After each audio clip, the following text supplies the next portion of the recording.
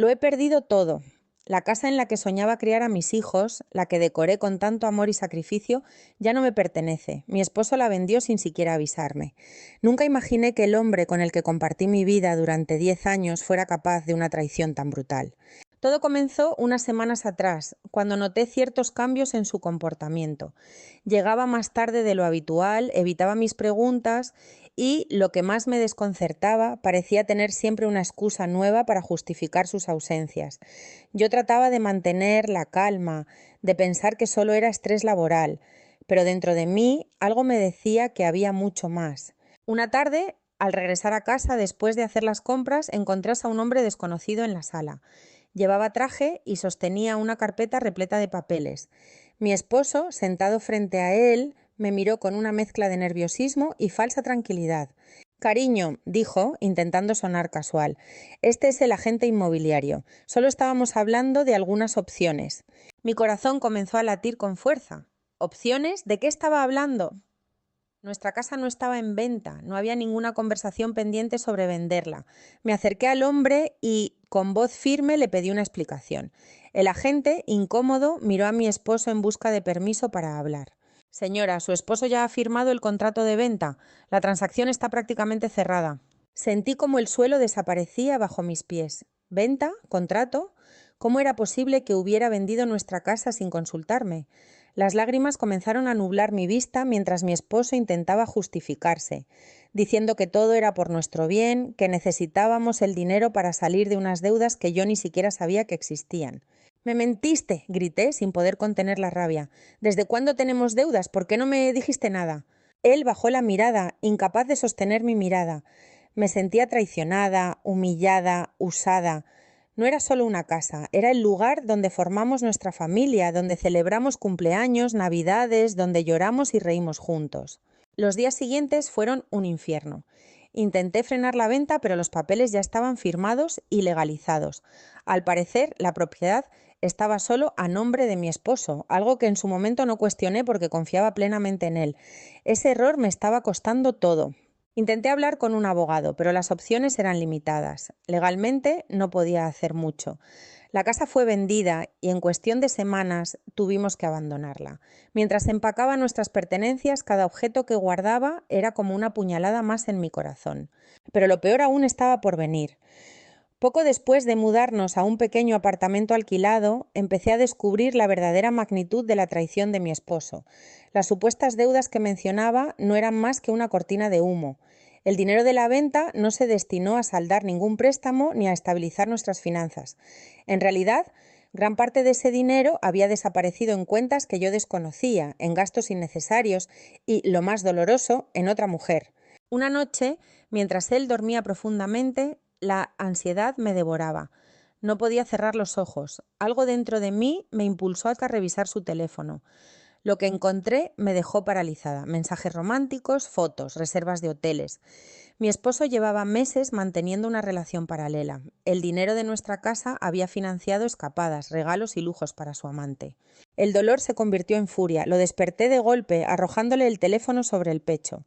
«¿Quién es ella?», le grité con la voz quebrada. «¿Es por ella que vendiste nuestra casa?». Su rostro, al principio adormilado, se transformó en pánico. Intentó negar lo evidente, balbuceando excusas absurdas, pero ya era demasiado tarde. Tenía todas las pruebas en mis manos. El hombre al que entregué mis mejores años resultó ser un mentiroso y un cobarde. Intentó manipularme, como siempre hacía. «No lo entiendes», estaba confundido. Las cosas entre nosotros ya no eran lo mismo. Pero esa vez no funcionó. Mi confianza estaba destruida. La rabia y la humillación me dieron la fuerza que necesitaba para actuar. Consulté a un abogado especializado en divorcios. Aunque legalmente la casa estaba a su nombre, el resto de los bienes aún podían ser discutidos. Además, la infidelidad jugaba a mi favor. Durante semanas recopilé pruebas, mensajes, extractos bancarios, registros de llamadas. Me convertí en una investigadora de mi propia vida, desenterrando cada mentira, cada engaño. Mientras tanto, él intentaba ganarse mi perdón con falsas promesas, pero yo ya no era la misma. Cuando finalmente recibió la notificación de la demanda de divorcio, su máscara cayó por completo. Pasó de suplicar a amenazarme. «Si me dejas, no te quedarás con nada», me advirtió con una frialdad que nunca había visto en sus ojos. «Te lo juro». Pero yo estaba preparada. No pensaba permitir que siguiera controlando mi vida. Por primera vez en años sentí que recuperaba el control sobre mi propio destino. Las audiencias comenzaron semanas después. Verlo sentado al otro lado de la sala, intentando defender lo indefendible, solo avivaba mi determinación. Su amante incluso intentó presentarse como una buena influencia en su vida, lo cual solo dejó al juez aún más indignado. En cada sesión, mis abogados presentaban las pruebas contundentes, las transferencias de dinero, los viajes, los mensajes explícitos. La verdad salía a la luz como una bomba que lo iba destruyendo poco a poco. Pero lo más duro aún estaba por llegar. Mientras avanzaba el proceso legal, descubrí hasta qué punto mi esposo había manipulado nuestras finanzas. No solo había vendido la casa sin avisarme y despilfarrado el dinero con su amante, sino que además había solicitado préstamos a mi nombre, falsificando documentos y utilizando mi firma. Cuando mi abogado me mostró los papeles, sentí un frío recorriéndome el cuerpo. Él lo había planeado todo con una precisión escalofriante. No fue un error, no fue un impulso, fue una traición meticulosa y calculada. En las siguientes audiencias, mis abogados presentaron estas nuevas pruebas de fraude documental. El juez no tardó en darse cuenta de la gravedad de la situación. Ya no era un simple divorcio por infidelidad. Ahora estábamos hablando de delitos financieros. Mientras tanto, la familia de mi esposo comenzó a intervenir. Sus padres me acusaban de querer arruinarle la vida, de exagerar las cosas por venganza. Me llamaban llorando, rogándome que reconsiderara, que pensara en los años de matrimonio. Pero yo sabía que detrás de su desesperación había un solo objetivo: protegerlo a toda costa y minimizar sus crímenes. En medio de toda esta tormenta, lo único que me mantenía en pie era el apoyo de mis padres y de algunos amigos que nunca me soltaron la mano. Ellos me recordaban que yo no era la culpable de lo que estaba pasando, que tenía derecho a defender mi dignidad. El juez, tras escuchar semanas de testimonios, peritajes y pruebas, tomó una decisión que cambiaría nuestras vidas por completo. Declaró nulos los préstamos solicitados fraudulentamente a mi nombre y ordenó una investigación penal contra mi esposo por falsificación de documentos y fraude. Además, el tribunal le obligó a devolverme una parte significativa del dinero obtenido por la venta de la casa, junto con una compensación económica por daños y perjuicios. Aunque sabía que recuperar el dinero no sanaría mis heridas, al menos era un principio de justicia. Pero él no aceptó la sentencia con resignación. Al contrario, su ira se desbordó.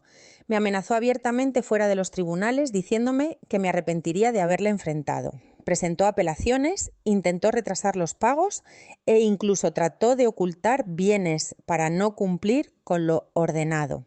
Fue una lucha agotadora, emocional y mentalmente. Cada nuevo obstáculo me robaba horas de sueño y me llenaba de ansiedad. A veces me preguntaba si todo este sufrimiento valía la pena, pero cada vez que veía el rostro de mis hijos recordaba por qué estaba peleando, por mi libertad, por su futuro y por la verdad. Finalmente, tras meses de idas y venidas legales, llegó el día en que la justicia se impuso de forma definitiva. El fallo final del tribunal fue contundente. Todas sus apelaciones fueron rechazadas. Además de la devolución de parte del dinero y las compensaciones económicas, mi exesposo recibió una sentencia penal con libertad condicional, antecedentes por fraude y la obligación de pagar una multa considerable. Cuando el juez leyó la sentencia, sentí una mezcla de alivio y vacío. Había ganado, sí, pero la victoria no trajo alegría, solo una profunda tristeza por todo lo que habíamos perdido en el camino. El hombre al que una vez amé me había traicionado de la forma más cruel posible, y no había vuelta atrás. Mientras salíamos del juzgado, él intentó acercarse una última vez. Sus palabras fueron frías, casi venenosas. «Felicidades, ¿lograste destruirlo todo?» No respondí, ya no merecía mis palabras, solo lo miré fijamente y luego seguí caminando con la frente en alto. El siguiente desafío fue empezar de nuevo. Tenía que reconstruir mi vida desde las ruinas. Los primeros meses fueron los más duros. El pequeño apartamento que alquilé se convirtió en mi refugio. No era nuestro antiguo hogar, pero por primera vez en mucho tiempo era un lugar donde podía respirar en paz. Encontré un nuevo trabajo gracias a una amiga que confió en mí. Era un empleo modesto, pero me permitió retomar las riendas de mi economía sin depender de nadie.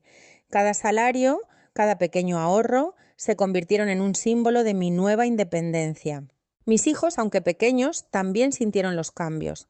Les expliqué con la mayor honestidad posible que su papá había cometido errores graves, pero que juntos íbamos a salir adelante.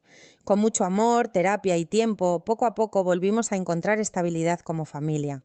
Sin embargo, las secuelas emocionales tardaron mucho más en sanar. Durante meses tuve pesadillas, soñaba con perder todo nuevamente, con descubrir nuevas mentiras, con ver su rostro mirándome con esa mezcla de desprecio y frialdad. Hubo días en los que apenas podía levantarme de la cama, en los que la ansiedad me paralizaba. Pero con el tiempo fui sanando. Aprendí a valorarme de nuevo, a poner límites, a confiar en mí misma. Mis padres fueron mi mayor soporte, recordándome que no estaba sola, que el amor verdadero no traiciona, no manipula, no miente. Y en medio de ese proceso de reconstrucción apareció alguien inesperado. Un compañero de trabajo que con mucha paciencia y respeto comenzó a ganarse un espacio en mi vida. No buscaba reemplazar lo perdido, sino acompañarme en este nuevo capítulo, sin presiones, sin mentiras. Aún sigo en ese camino de reconstrucción. No ha sido fácil. Todavía hay cicatrices que, aunque ya no sangran, me recuerdan por todo lo que pasé, pero cada día me siento más fuerte, más segura de mí misma, más libre. Y cuando miro hacia atrás, a ese momento en el que descubrí la traición de mi esposo, sé que, aunque me destruyó, también me obligó a renacer. Pero incluso entonces todavía faltaba enfrentar la última sorpresa que él me tenía reservada. Justo cuando comenzaba a sentir que la tormenta había pasado, llegó la última embestida. Una mañana, mientras preparaba el desayuno para mis hijos, recibí una notificación judicial inesperada. Mi exesposo estaba demandándome por supuesta alienación parental. Me acusaba de manipular a nuestros hijos en su contra y de obstaculizar su relación con ellos. Al leer el documento, mis manos temblaban de rabia e impotencia. ¿Cómo podía tener tanta audacia después de todo lo que había hecho? Durante meses, él apenas había cumplido con las visitas asignadas, siempre con excusas, siempre cancelando a último momento. Y ahora pretendía victimizarse para atacarme nuevamente. Mis abogados me tranquilizaron. Las acusaciones eran absurdas y carecían de fundamento, pero aún así debíamos prepararnos para enfrentar este nuevo proceso. Otra vez volví a los tribunales, a los interrogatorios, a la exposición pública de mi vida. Durante las audiencias, mi exesposo intentaba mostrarse como un padre preocupado, mientras sus propios actos lo contradecían. Los testimonios de los psicólogos infantiles, los registros de las visitas fallidas y las pruebas de sus constantes ausencias fueron determinantes.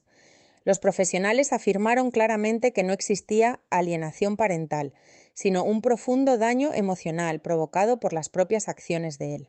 En un giro inesperado, incluso su amante, con quien ya había terminado su relación, fue citada a declarar.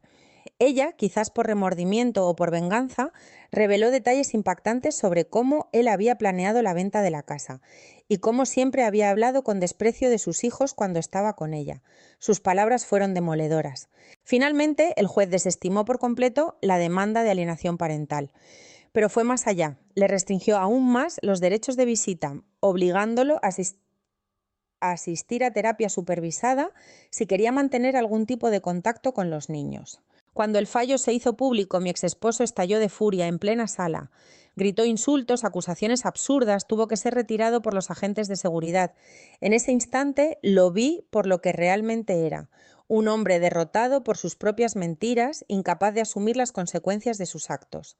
Salí de la sala de audiencias con lágrimas en los ojos, pero esta vez no eran de dolor, sino de liberación. Finalmente, después de tanto sufrimiento, podía cerrar ese capítulo oscuro de mi vida. Hoy, al mirar atrás, me doy cuenta de todo lo que perdí, pero también de lo que gané. Fuerza, dignidad, paz y la certeza de que nunca más permitiré que alguien me destruya de esa forma. Mis hijos crecen rodeados de amor, lejos de las mentiras y la manipulación. Y aunque la traición de mi esposo dejó cicatrices profundas, también me regaló la oportunidad de renacer más fuerte, más libre y con la convicción de que merezco una vida llena de verdad y respeto.